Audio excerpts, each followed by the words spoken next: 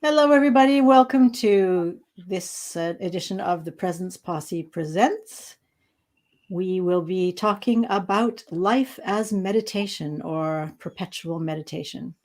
And we are three today. We've got Danielle McMahon here, Bobby Cobb, and me, Miriam Siegel. So I've actually been looking forward to this one. I look forward to all of them. So I guess that's kind of a stupid thing to say.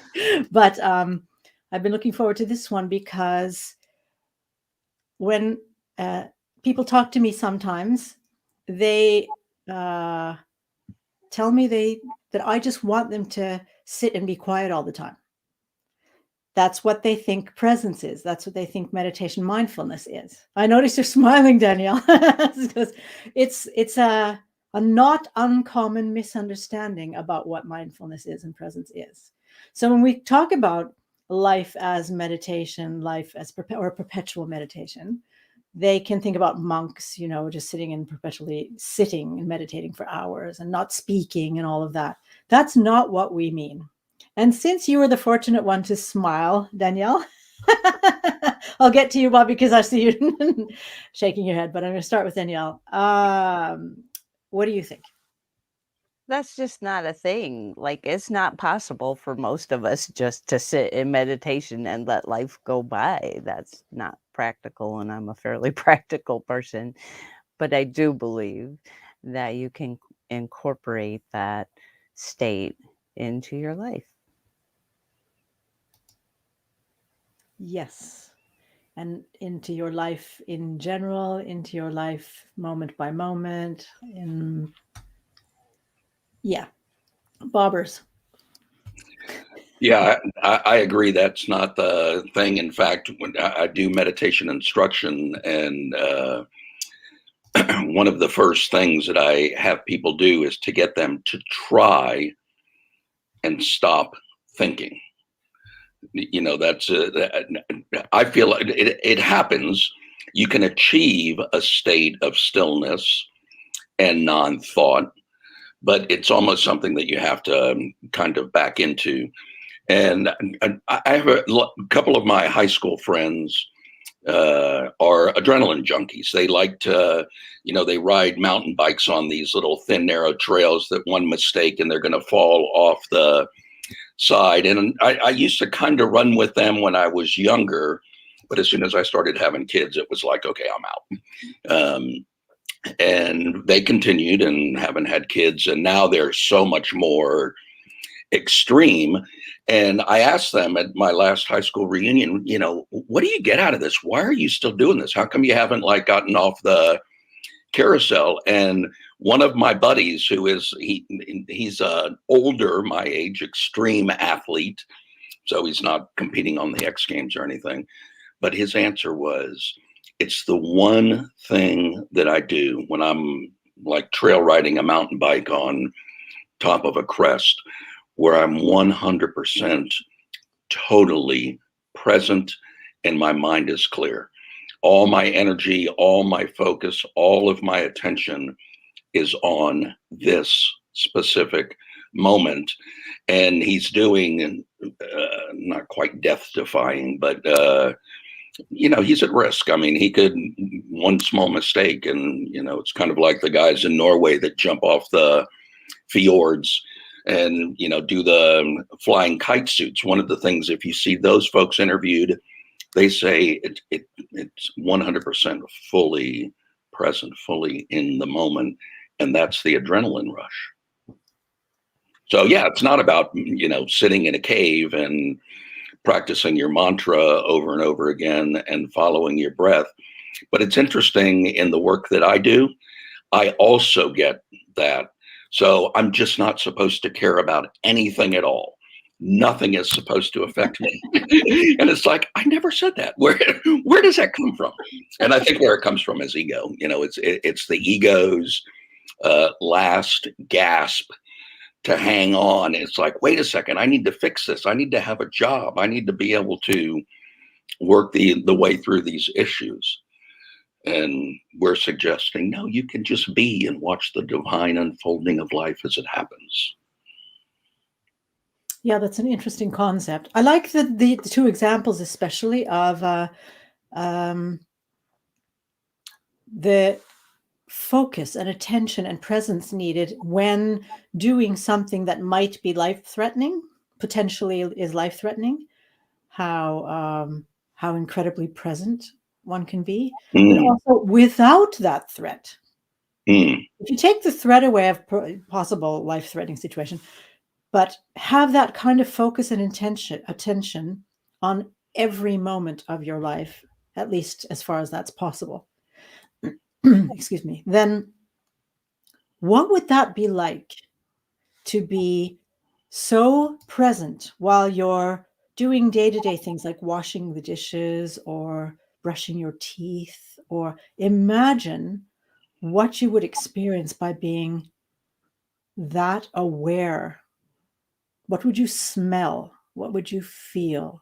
What would you see? How would things be different than not even noticing, or putting on the radio, or maybe doing something, you're brushing your teeth, but you're not even noticing you're doing it because you're busy doing something else?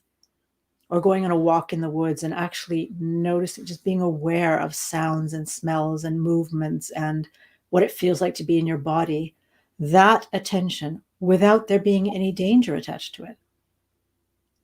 And that's my thoughts around life as potential, as a perpetual meditation, life as meditation. It's being present to what is, at least in every moment that you can. Yeah. Because it's a training process as well. I'm just going to bring quickly, and I see Jan in the background. So I thought I would bring Jan in. Are you ready, Jan? I was going to say ready or not. Here you are. Hi, guys. Hi, Jan. Nice to Sorry, see I'm you. a little late. Glad you could make it. Thank you.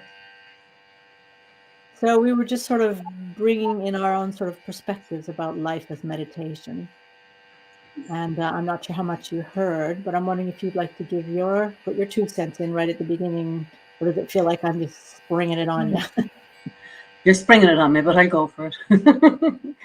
I didn't hear I just caught the tail end of what you were saying, Miriam, so I didn't hear Danielle or Bobby. Sorry, guys. I was a little late getting here. I guess for me, it's about life is more about mini meditations for me. You know, when you say perpetual meditation, that sounds lovely, but I'm not sure that's something I could do. But yeah, rather than sitting for periods of meditation, I'm more a fan of, just taking moments during the day to be mindful about what I'm doing. And I heard you talking about things like washing the dishes, and washing my hands has become a favorite one of mine since the pandemic hit. If I put my hands under the water and I can feel it going from cold to warm and getting hotter, and you take out the soap and the scent of the soap hits your nose, and and as it hits your hand, the sensation of that hitting the hand, and then the bubbles bubble up, and all the soap, and it's just a whole different experience. And they say it takes 2 minutes to wash your hands and you can sing happy birthday, but just being mindful about it and being present to the whole experience is my kind of flavor of mindfulness and meditation, I think. Yeah. You make it sound so lovely. But it's making the ordinary wonderful. I think it was Einstein said that we can live life as though everything is a miracle, or we can live life as though nothing is a miracle.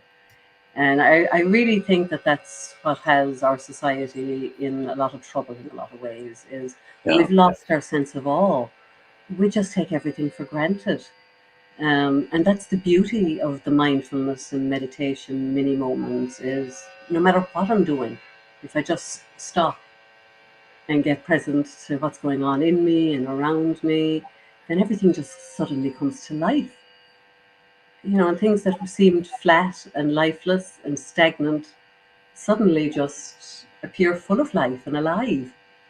And that's the wonder. That takes me back to kind of that childlike wonder, which is the benefit, I guess. Yeah. I love that expression, mini moments. The one thing I like about it is, again, with the idea of life as meditation or life as mindfulness, it can seem really overwhelming. It's like, there's no way I would be able to pull that off. Whereas a mini moment or a mindful moment, I could do that. Yeah. Most people can do that. Yeah. And I think that opens up for there's something promising about it, because I can go moment to moment. I have this sort of thing about dashed lines or dotted lines. When there are enough dots or enough dashes, you see that there's a line. So it becomes a connection.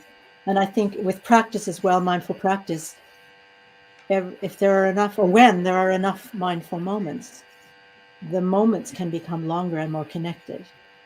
We have the opportunity to stay longer in the moment and experience even more of what that's like, and notice what comes up when that happens, because it's not uncommon for fear to show up. No.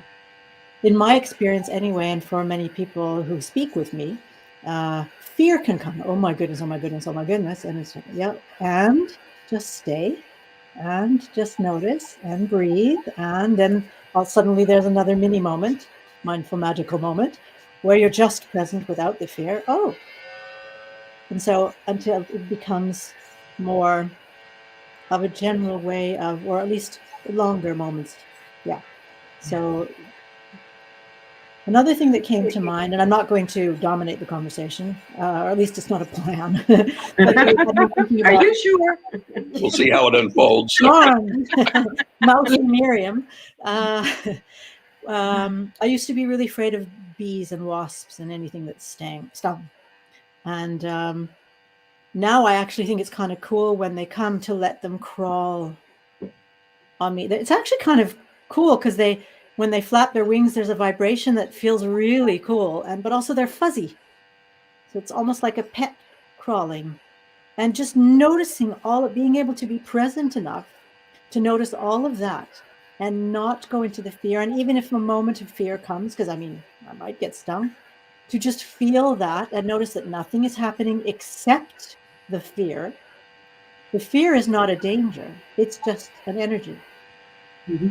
So just breathing in through that and allowing the bee or the wasp or whatever to get curious about me and check me out, and I'm checking him or her out, and then off they go. If I feel a little bit uncomfortable, I can always just move, and then they fly away.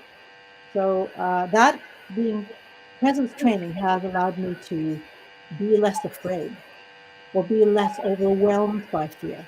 And it's been a long time since I've been afraid. I see your hand going up, Bobby, so I'm going to be quiet now. So just related to the story that you just told, when you made the shift from being afraid of them landing on you at all to the point where you got like full of wonder, curious, maybe awe-inspiring, who knows what, I don't want to blow it up too big. But what shift did you notice in you, if any? And now, if fear does, if a wasp lands on your hand and it's all cool for a second, and then all of a sudden the fear wells up, what, if anything, do you do, or do you notice, or is that a trigger for you at all in any way? Thanks for the questions. I'm going to see if I can answer them at all. One of the things I notice is if fear comes up, it's, oh, fear is there. Isn't that interesting? What brought the fear? What's happening with me that was different than just a second ago, a mini moment ago, when I wasn't feeling fear? What's the difference? And it will pretty much always be a thought I had, but it's not necessarily a conscious thing that happens. It might be a sudden movement that the wasp makes, for example, that it looks like it's going to sting me. And so my alarm system goes on, be careful. That's not a bad thing. That's actually how we're supposed to work. If our biology is warning us about something, about a situation that can potentially be painful, that's actually a good thing.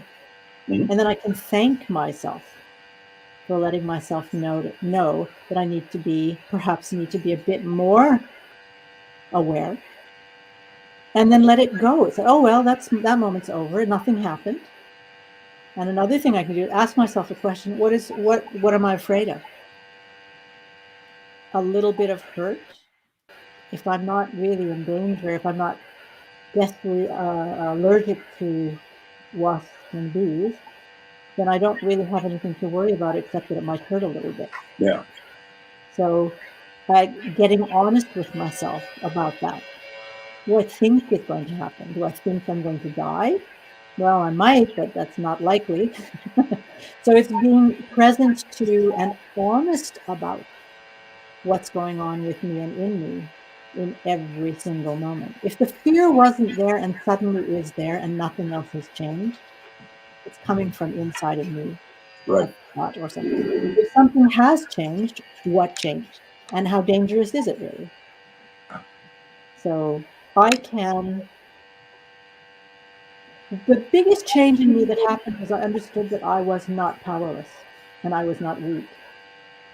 That was a misconception about myself, that I couldn't handle things, that the people and things were stronger than me. And what I understood was I don't always know what to do, but that doesn't mean I'm weak or stupid or powerless. It just means I don't know yet.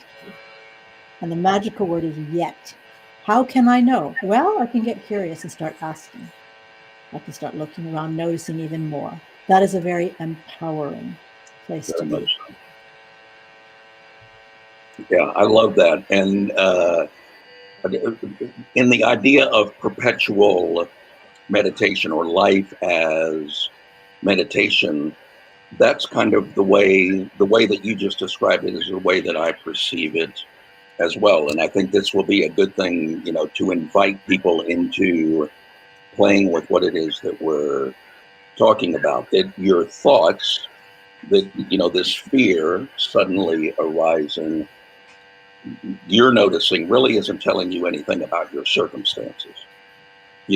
One could look and say, I've got a wasp on my hand, it could sting me, and that could have a problem, and, just spin off into the future. But you've got the presence to go, okay, well, I wasn't scared a second ago, but I am scared now. So something's changed. What's changed? And that's a point of self-inquiry to see what's going on the inside that has made this shift in me. And when we think of meditation, traditional meditation, we're thinking of a mantra or following our breath or gazing into a candle or some sort of a tool to keep the conditioned mind, our cognitive mind, busy and just giving it a task of something to do, which is, what it likes. It likes to have a task. And when we lose our breath or we lose our mantra or we find ourselves, our mind wandering and we're no longer gazing into the candle, the instruction typically is, don't do anything about that. Don't kick yourself. Don't go back and go, God, why can't I get this? Just return to the mantra or return to the breath. And so what I hear you saying, Miriam, and I don't know if I'm putting words in your mouth or not, or I'm just hearing what I want to hear, but you're using that almost as a mantra, that the peace and those extended moments of clarity and tranquility and joy and love now become your new norm. And when all of a sudden that fear arises, that becomes a point of inquiry to go, okay, what's going on here? And just going back and looking at that can make a dramatic shift on the inside. And what I find it's doing is bringing me back to the present moment. And can I take a little bit more time and just share something that's been going on with me this morning? I'm jiggy with it. Okay. So tomorrow's my son's 34th birthday. A couple of years ago, he kind of turned his back on the rest of the family and just really is not involved with us anymore. So I was the last one that lost contact with him. I lost contact with him about a year ago. Some of the other family members were 2 or 3 years. And we are all just doing what we can to allow him the space to go through whatever he's going through and just continue to show him love in every opportunity that it presents itself. So tomorrow's his birthday. I've sent him a card and I've got some other stuff that are going out to him, and I'm not expecting anything at all in return. I'm just putting it out there. I have a sister-in-law who I had asked to reach out to him and say something specifically, and she wasn't comfortable with that. And that kind of annoyed me a little bit. I'm like, why can't you do this favor for me, blah, blah, blah. And I was getting a little agitated, and I noticed the agitation. I'm like, okay, what's going on here? My sister-in-law, who I love dearly, is telling me she's uncomfortable doing the task that I asked her to do. Free will, certainly is her right to do that. And that back then set that down. But today she's now coaching me, saying, hey, tomorrow's Logan's birthday. You should send him a card. And I got a little agitated, and I wrote something, and then I read what I wrote, and I'm like, okay, I could rephrase that totally differently, and it's not going to sound angry, which is the way that it sounded the first time. And then she sends something back, and I got a little agitated again. And so that's pulling me out, and I'm like, okay, now what's going on here? And I recognize I'm being triggered on the inside because of the fact that, I don't know, 9 months ago, whenever it was, she didn't feel comfortable, doing the task that I was attempting to delegate to her. And that still is a little trigger for me. But the moment that I recognized that, I had a shift of my own internal experience. I just realized, she's doing the best that she can. She's a shy person. Her stated thing is she wants to make sure that she and my brother are an open canal of communication should one become necessary. And so, she's following a strategy, and that just shifted me. And in that moment took me from agitation or triggered, I'll just use that word, triggered, to back into the moment, recognizing I love my son, I love my sister-in-law, I love myself, and life is unfolding as it will, and that's okay. I don't know where his journey will lead him. I hope he comes back home and becomes the prodigal son. That may or may not happen, and that's okay. And that's it. We can't know. No. But I thank you for sharing your story. It reminds me of, I like Eckhart Tolle. And one of the things he says often is, what is. It's just in every moment, this is the moment.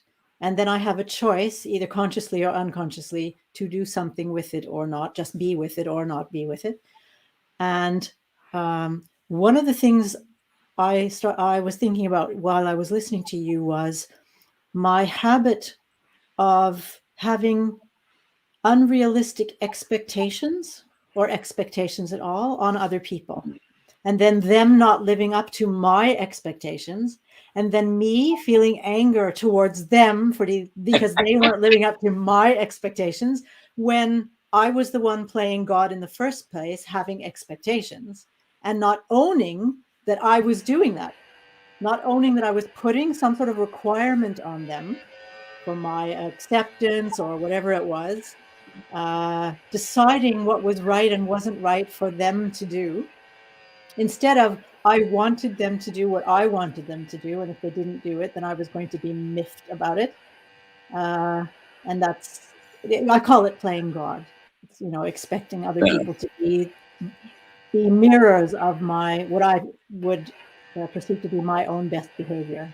It's not really fair to the other person at all to do that, but it's not unusual. And I noticed that the more I realized that was my thing, having unrealistic expectations on other people, or even expectations at all, I could own it and release it and not feel irritated, because it's not anything to do with them. Like you say, your sister is maybe a bit shyer, or she wants to have a certain relationship and she doesn't want to do anything to ruin it or disturb it. And for all respect for her, it's what she's in her world and does what she needs to do for herself or how she wants it to be.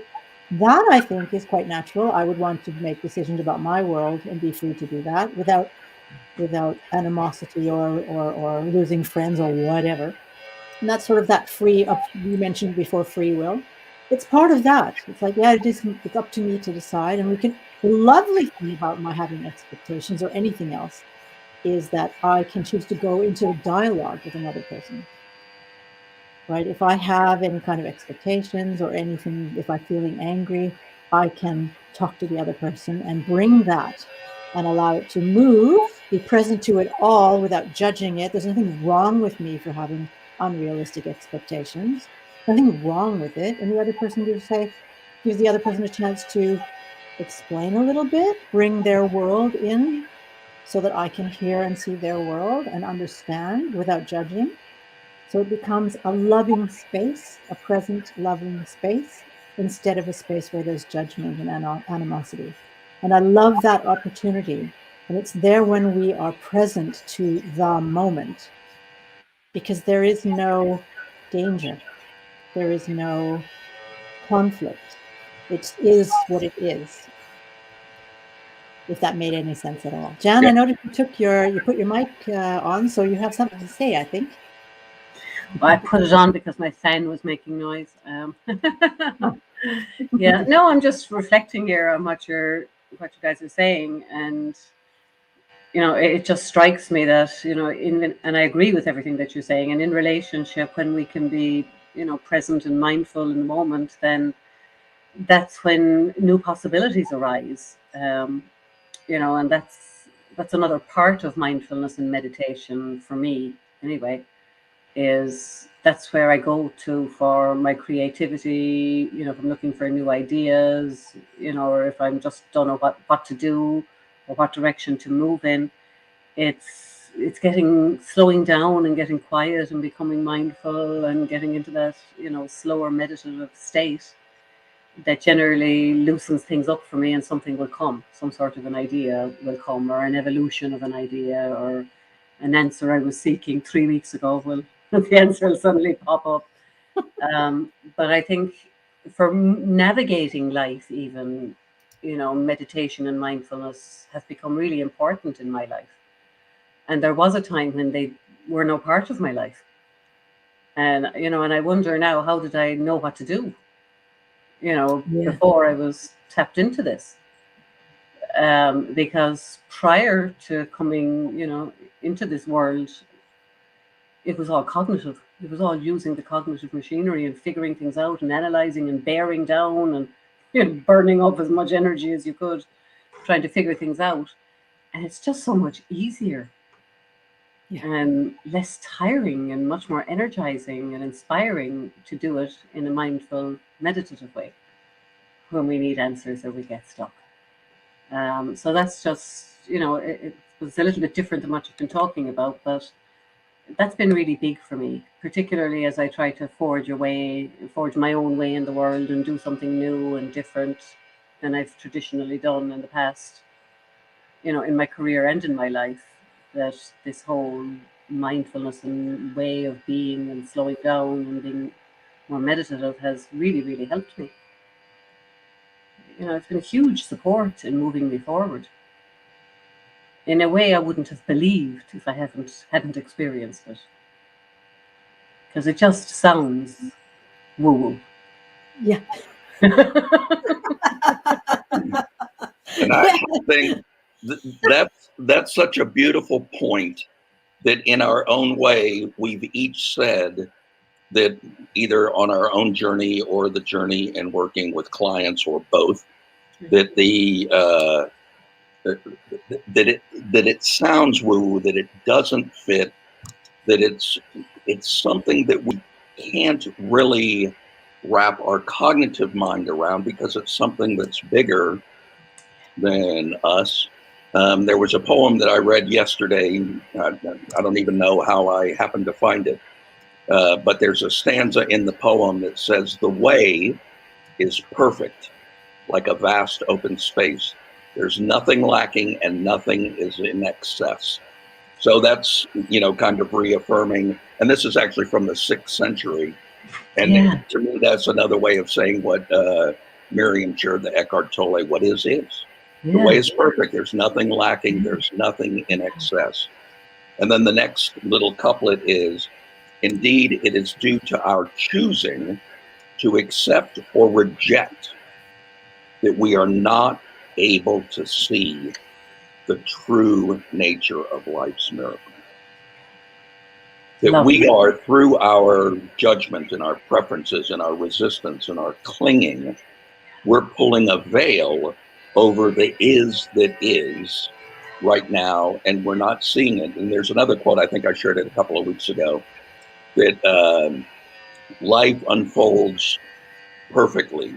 Everything happens, things don't happen to you, they happen for you at exactly the right time and in exactly the right way. Mhm. And then the last part of the quote is, you don't have to like it. Life is just a lot easier if you notice it. You do. Yeah. Sounds like Byron Katie. Yeah, it is. And actually, that is a Byron Katie quote. Yeah. Brilliant. Yeah. But it's so true. And even what's happening with your son, Bobby, it's perfect. It's his journey through life. Yeah. And, you know, when you can make peace with that, it's easier for you too. Yeah.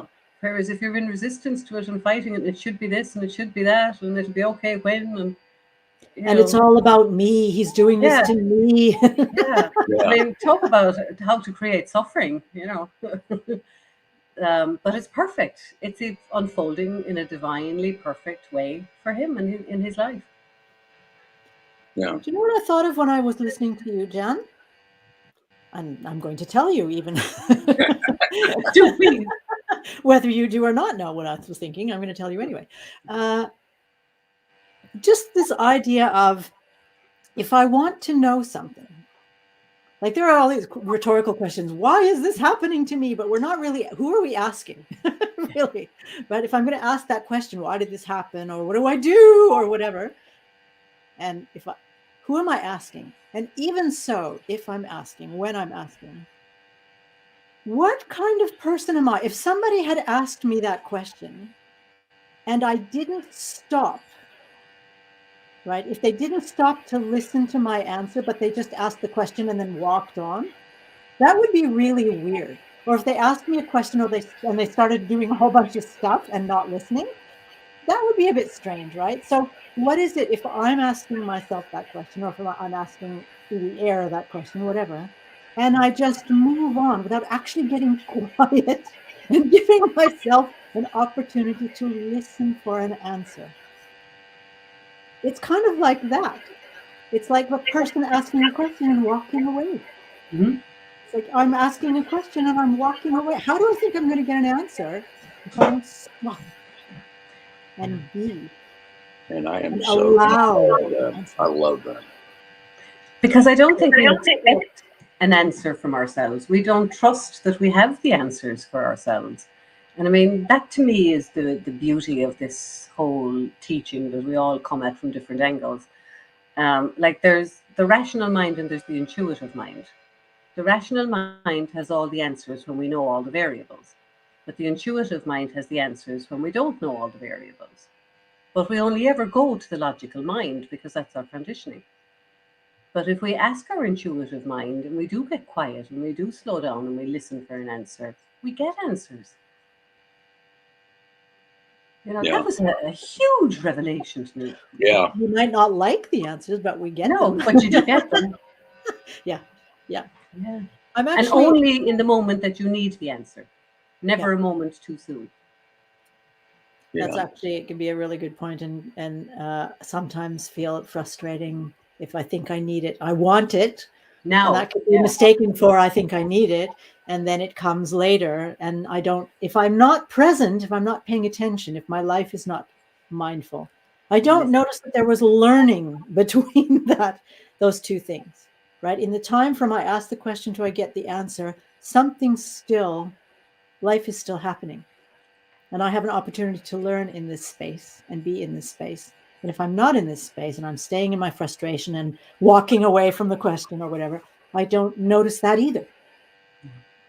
I actually want to go to Danielle. There's a little extra person there, I noticed. I can hear him. You can't really see us both, so there he is. That's what's been splitting my attention a little bit. And rightly There so. are several things that I agree with that sparked an interest in what was said. One was the example that Bobby used in the very first of being in putting yourself in a situation where you need every single piece of your presence to survive the situation. So my son's a rodeo rider. He was a wrestler. Those are the things that bring him present. And I don't want to have to do that. I understand it's his journey, and I'm okay with that. Same kind of thing as with your son, right? Like, I don't know whether he'll come home from the next rodeo in one piece or at all, but that's his journey. That's his choice. And I've come to peace with that. And that's why I'm a personal peace coach, because a lot of people do not understand how that's even possible. Yes. You know, that it is possible to allow people their own journey, even people that you birthed, right? People you are very close to. You can still allow them to have their journey and not have to criticize it and not have to take it on as your own, not have to take it on as a result of your parenting or your input or your, right? You did the best you could and you got them to adulthood. You did great. Yay. Now it's their journey. It's always been their journey. They're only in our stewardship, right? They don't belong to us any more than animals belong to us or earth belongs to us. It's all in our stewardship. But that's a certain attitude. And the attitude that Miriam described when she used her example is the attitude, in my way of viewing it, of the observer. So you believe that you're the essence, not the thinker, not the thoughts, but the thinker of the thoughts, not the emotions, but what feels those emotions, right? And you don't identify with that fear. You back yourself up from it and say, where did the fear come from? What did I experience? What did internally change in me? Externally change? What happened? What brought that on? It's not who I am. I'm not afraid. I'm Miriam, and I have a fear, an emotion come up, but that's not taught to us. It's not common that people understand that, or that they even believe we have intuition, let alone be taught to go to their intuition to get answers. And so that process that you become still enough to find that essence, then an inspired action lands and you're like, whoa, right? Like Jan was. This is a thing. I didn't even know this was a thing. How does this happen? But that's why we're here. We're all here, is to help people understand it really is a thing. It really is very useful in life to have that sort of essence that you can land into and navigate from as a human, because we're not typically educated to land into that, to navigate life. And in fact, it seems to me that what we are educated into, what we're taught, what we're conditioned into, is the exact opposite of that. It's that we need to think things through. Everything is a problem that needs to be solved or put to rest. And I just want to switch, or just offer another perspective, is a better way to say it, of what you said, Danielle, is that we're not trained to go to our intuitive mind. And I just want to offer the suggestion that we don't have to go to our intuitive mind, that our intuitive mind is broadcasting through our body, through thoughts, feelings, and emotions 24/7. The problem is the mental static from our rational mind is so compelling. It's like a ringing phone. It's difficult to ignore. And I know I've shared this Einstein quote before, where he says the rational mind is a faithful servant, the intuitive mind is a sacred gift. But we've been conditioned to worship the servant, and we have forgotten the gift. And that's really what I feel all of our work is doing, is just reminding people of the gift. And, that aha moment, if we're sitting there with a vexing problem, we can't solve it. Finally, we just say, I need to put it on the back burner and I just need to go away. And we go away and we wash our hands mindfully, or the dishes, or pet the dog, or go on a walk, or meditate, go into the cave or whatever. And all of a sudden that flash of insight will just strike down to us, and we'll know that that's the answer because it's delivered with the knowing that here it is. And the challenge that we have in getting quote unquote access to that is getting the mind quiet enough, which I think is what we're talking about today. The example of Miriam's fear suddenly rising up, that's the rational mind going, uh-oh, this could become a problem, which it could. But if we start pulling on that thread, then all of a sudden, we're not in our presence. And I think when we're time traveling, our access to our intuitive mind is just nearly completely shut off. And you don't need to do anything about it. You don't need to have a massive amount of techniques. You don't need to sit in a meditation. Just recognize when it's not happening and come back to the moment, and come back to the fact that sometimes the best advice is just let it go for a little while and see what happens. That can be guidance too. Thank you. I'm just going to invite those who are watching, because the topic of life as my life as meditation, or perpetual meditation. Notice that, or you may have already noticed, there are some sounds. We're talking, but there are also some sounds. People are moving around. There's a little baby in the background making some sounds while we're talking. Notice what happens to you. Notice where your attention goes. Notice what the sounds do to you. Any feelings that arise in you, any movements inside of you. What kind of thoughts do you get? Just notice. That's all. Notice. You don't have to do anything. There's no right or wrong. It is what it is. So I invite you to just notice. Notice even what happens when you hear me say what I say. What happens? What do you think? What do you feel? What do you hear? What moves in you? And you're welcome to share some of that in the comments. As Jan said so beautifully, this is, I think it was Jan, it is possible. It is possible. I think maybe we've all said it in our own particular way. I started out as a complete basket case. I would have never thought that I could be this. No. Just be. And with bees and wasps, I have walked into a bush filled with bees and stood there and just observed them and let them fly around and crawl on me. I used to be terrified.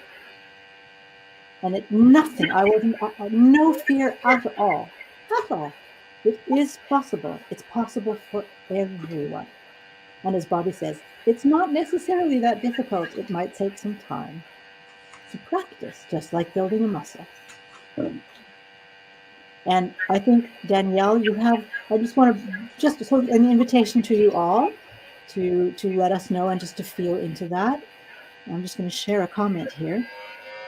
Love the notice. I think welcoming what comes up is living a meditative life. I agree. Nailed it, Angela. Well said, Angela. Thank you. Danielle, I noticed you smiling, and I've been a bit curious.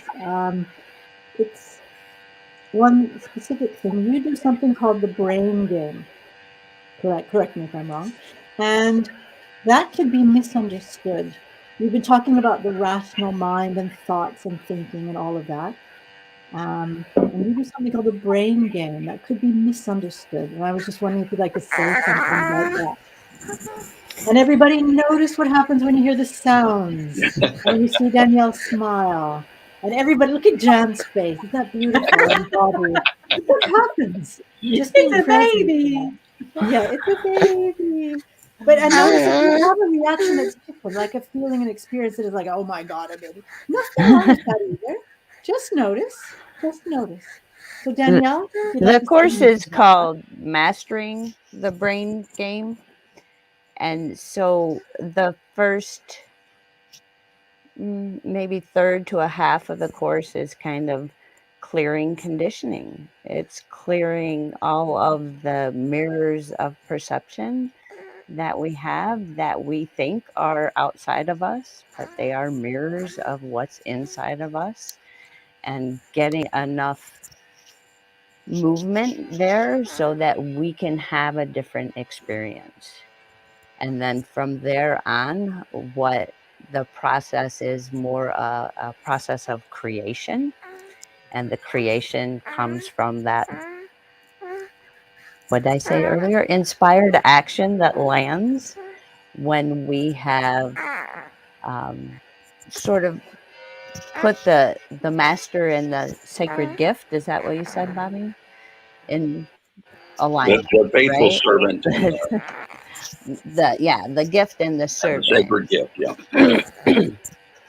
in their proper perspective, because what we've done is we have developed a worship or a belief in cognition and science beyond all of this other stuff. We separated things that really can't be separated. We separate um, spirituality and wisdom. That's not a separation. That's just not. And we have tried, or I don't know, we humans over time have tried to put these things into little boxes and study them then individually, and it's just not, that's not how it functions. It may be useful for study, but it's not necessarily useful for living. So I do think that you can compartmentalize some things, and there's a certain amount of healing and clearing that needs to be done, but at some point we're healed enough and we need to start creating the life we actually want to live and the experience we actually want to have in life. So that's why I'm really excited about that course, because it goes beyond just, we have to undo all this stuff, we have to heal all this stuff. Yeah. Then what? Right? Like, we take a few steps beyond that and we start creating what we would love to experience. And that we actually have that power within us. And I feel like that whole media selling by fear, by telling us there's something wrong with us, by telling us we're not perfect, whole, and complete, is how they end up in control of us and take away our knowledge of our own power to actually create the life we want to live. It's ours. So I hope that answered your question. I love that. Well, of course it was. Whatever answer you would give is an answer. It is the answer.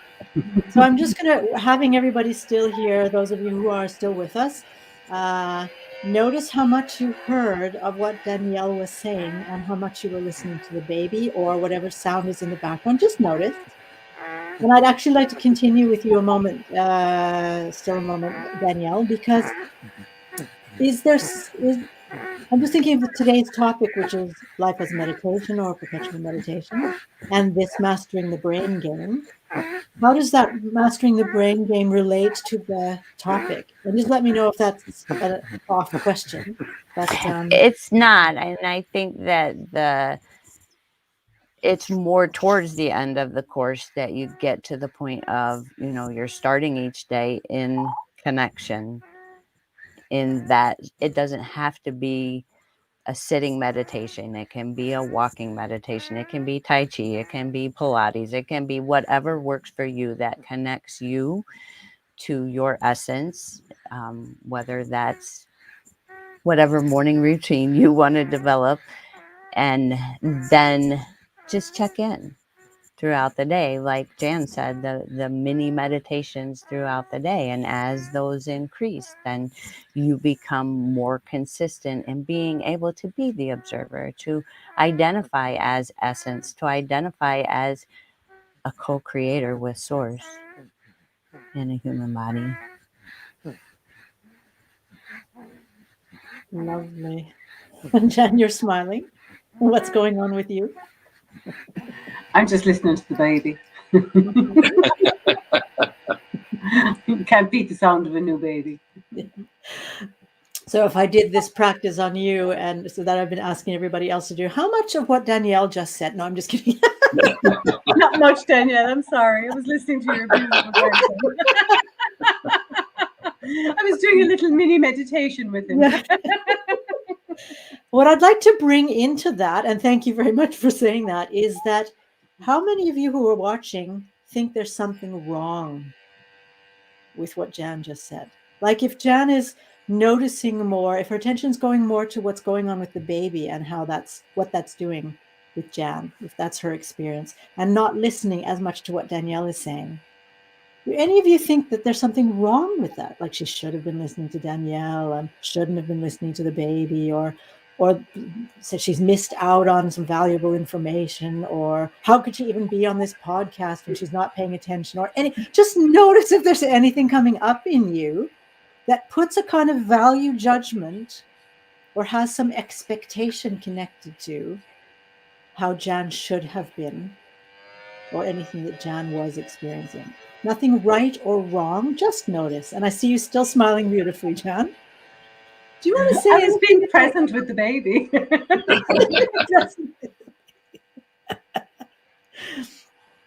You work with HR. I do. Or HR. I can't say it exactly the way you say it with your dialect, but I'm actually just going to take a quick look at the comments here. Oh, well, thank you very much. I'm just going to add that. Beautiful. We don't know who it is because it's the name attached, but wisdom from us all. Thank you very much for that. Oh, Curious, Jan, since you work with HR and this life as meditation, this theme that we have today, what say something about that. I'm not even going to be specific with the question. Just say anything that you'd like about that. I don't meet as much mindfulness and meditation going about my work in HR as I would like to. What I meet is a lot of people that are very fast, very furious, and very lost in their thinking.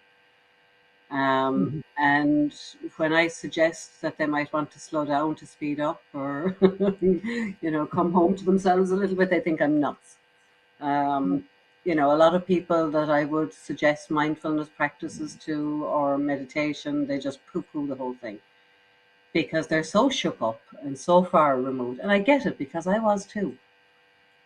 And it took me a long time to come around or to slow down enough to actually hear that there was something to listen to in this conversation. But what I do find on the other side of the coin is that I show up very differently as a HR person. And I get a lot of comments about that. I get a lot of questions about how can I be so calm with all this crap going on? And, why don't I get upset about things? And why don't I get angry and frustrated and annoyed? And I do sometimes. But a lot of people around me and a lot of people that do the work and my colleagues would be, and having a good old gossip and getting very exercised about things. And I just can't be bothered anymore.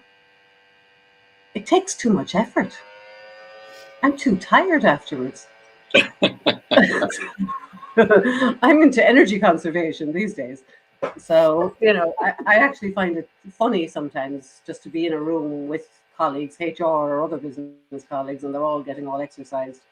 And I find I'm just kind of checking out because it's not attractive to me. It's not compelling to me anymore to get sucked into that kind of energy. And there was a time when that was my life. That was my lived experience, was living in that energy. Yeah. So I don't know if that answers the question you asked me, but I'm different as a HR person, and I can only hope that will ripple out into other people as well. But I do think that in general, there's more openness in business to conversations of mindfulness and meditation and something other than the cognitive machinery. I think there's a realization, and I think quantum physics has done a lot to kind of bring some legitimacy to some of the work around mindfulness. and meditation, because a lot of skeptics without any science to back something up just won't entertain it. So I'd be very hopeful for the future. I do see a shift and a change, and a greater openness to this conversation. But it's only at the beginning, I think, where I live anyway. Baby steps, as they say. Yeah. But we're I moving in the actually- right direction. Sorry, say that I again. said we're moving in the right direction, I think. Yes. Yeah. Yeah. So this idea of calm, or especially for people who are used to the adrenaline rush and the money hunt and all of that sort of, chasing the positions and chasing the money and chasing the success and all of that. It's a big adrenaline rush, really. And so the idea of calm can seem worthless. It can seem inferior. It can seem many things. There are a lot of judgments put on this idea of not being as part of the game. Different kind of game than the brain game, of course, that we were talking about earlier. The part of this, yeah. So, and Bobby, I know you've worked a lot with hypnosis, and you do a lot of liberation hypnosis. Yeah, And that's and there are many things actually. from the But I'm just tide. thinking the idea of calm as boring, as freedom. The idea of freedom being something completely different than what we often talk about when we're talking about mindfulness and meditation. What freedom is, and liberation, this sort of thing. But I'm just wondering if you have anything. Well, you always have valuable insights. Anything you'd like to say about this sort of idea of calm as boring, freedom as boring and worthless, and that sort of mindfulness as worthless, or anything like that? To me, that's just conditioning, and we need, as people who work in this area, be mindful that people can have a trigger around something even as seemingly attractive as calmness or mental clarity or inner bliss. Those are not repulsive, that's too strong, but there are a lot of people that push back against those concepts. And when I have those conversations with people, I'll normally have them think about, recall a situation where you really struggled and where you really experienced fear. It may be that there was something going on at work that you thought may end your job, not because of something that you did, but maybe a new company is coming in and they have a reputation for firing half the staff of the old company that they acquire. And so that causes an enormous amount of mental static and a lot of thinking and a lot of time traveling, and getting people in whatever word that they use. So calm or mental clarity may not work for them, but asking them, looking back at that, what would be a good mental state or a frame of mind or a good attitude to approach that be, and have them get to the point where they're describing, using their own buzzwords, what we're talking about. And anybody who, I'll give another example. I had a similar situation with my daughter when she was in college, and we had a little riff. It didn't last for very long, and I handled it very differently. I was angry and I was resentful, and I didn't think I was being appreciated, and I just had a lot of mental noise going on. And then, like Jan mentioned earlier, one day I'm just like, well, this isn't working, so let me try something else. And that led me to something else, and I don't even remember what it was. But in that moment, I got to the point where I realized if I am present and if I'm aware, I'm more resourceful. And with a lot of executives, that ends up being the conversation that you have. It's not a state of calm and mental clarity, although it's a state of heightened access to resources. And you need to understand that as the mental static increases and the anger and the frustration and all of that, your access to resources is dramatically declining to the point where if you get into a dark enough space internally, the only actions that you have are those habits that are so ingrained that you can do them in the dark. And but that's the last thing that you can do. And like in my office, I give the example of that space. If all of the lights were to go out and it was just dark and I wasn't here, you might leave and have no idea how to get out of the building and have to like pad along the walls and looking for place and looking down the halls for a source of light and all of that. Whereas I would know exactly how to get out of here because I do it almost every day. And it would be easy and effortless to me. But that, kind of goes back to another Einstein quote, that thinking that got us into the problem is not the thinking that's going to get out of that. We need to make room for new thinking. So in talking to executives, talking about having increased access to resources, including your internal guidance and your wisdom and your intuition and flashes of insight, that's the state that we want to see if you're doing. And then so calmness just never really comes into it other than it gets backed into, then people will say, I just feel so much more calm and relaxed. And as a result of that, how are your interactions with your employees going? It seems to be a dramatic change. They're so much more open to sharing with me and all of that. So, that's conditioning. Those are the buzzwords that we are stuck with. And, meditation can be, have you tried meditation? Oh, God, no. You expect me to just sit with my eyes closed and chant Om and everything's going to be okay? No, that's not what it's about. But to them, it is. In their mind, that's just a very strong trigger. That was brilliant. It's just kind of getting them, not fooling them, but through questions, getting them to conclude that they need to be doing something different. That creates the possibility for other things to be introduced. So it's kind of the approach I took. Yeah. There's a quote somewhere, I can't remember who it is. It's like you can't you can expect a different result, but you won't necessarily get one by doing the same thing. So something what got you here won't get you there. Yeah, that's a good one. Yes, thank you.